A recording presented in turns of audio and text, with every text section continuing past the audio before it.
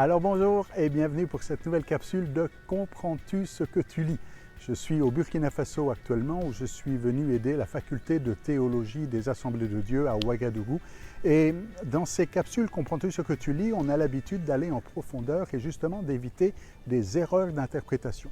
Je vous invite aujourd'hui à considérer le texte de 1 Timothée 5, 22 où l'apôtre Paul recommande à Timothée de ne pas imposer les mains avec précipitation. Et j'aurais envie de vous dire, n'interprète pas avec précipitation. Évidemment, bien souvent, dans notre contexte moderne, on a l'habitude de lire la Bible comme si elle avait été écrite hier, alors que ça fait quand même déjà bientôt 2000 ans. Le temps passe vite et on est dans un autre contexte et les mots ne veulent pas dire forcément la même chose et les thèmes, les pensées et le cadre n'est pas le même. Alors qu'est-ce que ça veut dire? Comprends-tu ce que tu lis? Eh bien, qu'est-ce que ça veut dire? Ça veut dire ici, n'impose pas les mains avec précipitation. Dans un contexte moderne comme aujourd'hui, on a tendance à le connecter avec Marc chapitre 16 où c'est Jésus qui dit lui-même, avant de remonter au ciel, ils imposeront les mains aux malades et les malades seront guéris. Il est question de chasser des démons aussi dans ce contexte-là.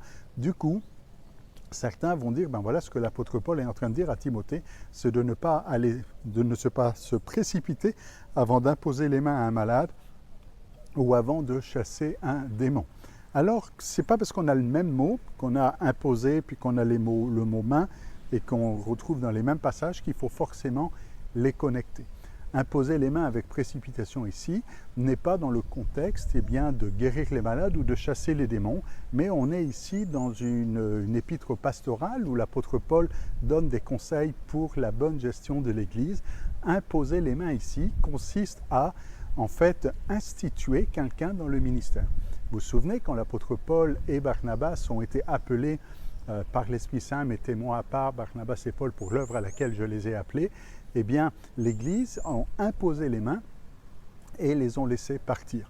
Imposer les mains ici est donc un signe d'approbation et aussi d'investiture, si on peut utiliser ce mot-là, mais en tout cas de qualification pour rentrer dans le ministère. On impose les mains afin que justement la personne reçoive une onction particulière, l'esprit qui va venir le qualifier pour la mission à laquelle il est appelé. Et donc, au travers de cette simple phrase, n'impose pas les mains avec précipitation, qui fait donc référence à tout un rituel, eh bien pour Timothée, c'est clair, ça veut dire ne mets pas dans le ministère trop vite n'importe qui, n'importe comment, n'impose pas les mains à quelqu'un pour qu'il devienne pasteur, ancien, diacre ou je ne sais quoi encore, mais n'y va pas avec précipitation, prends le temps, analyse, prie, cherche la face de Dieu, ne te précipite pas dans ce genre d'affaires parce que c'est quelque chose de sérieux. Alors vous l'avez compris, ça va assez vite dans cette capsule-là.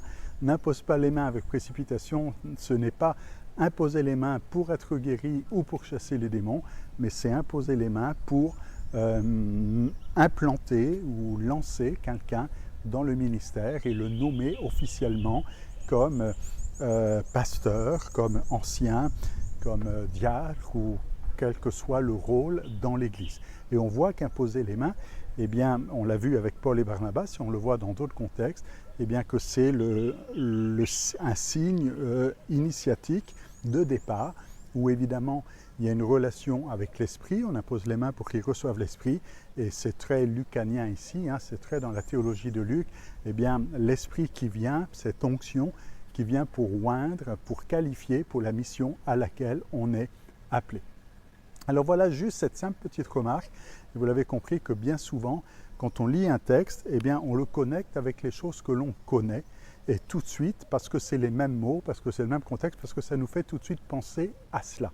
Un petit peu comme quand l'apôtre Paul, dans le même cadre d'ailleurs à Timothée, va dire concernant les anciens qui doivent être maris et les diacres, maris d'une seule femme.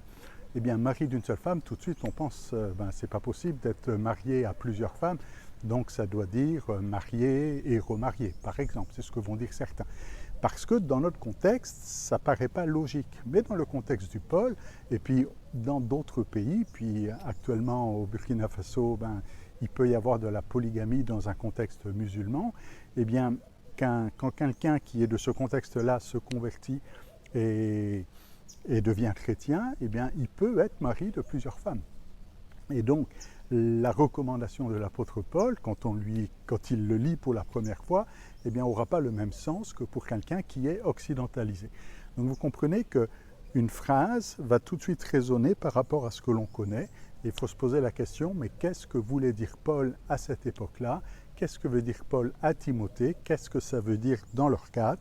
Ce n'est pas forcément toujours nécessaire de faire de grandes études sociologiques ou historiques pour comprendre le cadre. Des fois, il suffit d'être attentif au texte et de comprendre la logique du texte. Par exemple, pour le texte que nous avons considéré aujourd'hui, il ne s'agit pas simplement de dire, bon, en ce temps-là, ils imposent. Non, parce qu'on l'a déjà dans le livre des Actes des Apôtres, c'est marqué clairement, et aussi parce qu'on se retrouve à la fin d'une épître pastorale, donc on est dans un contexte d'une œuvre pastorale avec des recommandations pour l'Église, et non pas pour exercer ici un ministère d'évangéliste ou de guérison, mais plutôt Paul dit voilà ce qu'il faut pour les anciens, voilà ce qu'il faut pour les diacres, et ensuite il dit n'impose pas les mains avec précipitation concernant les anciens et les diacres.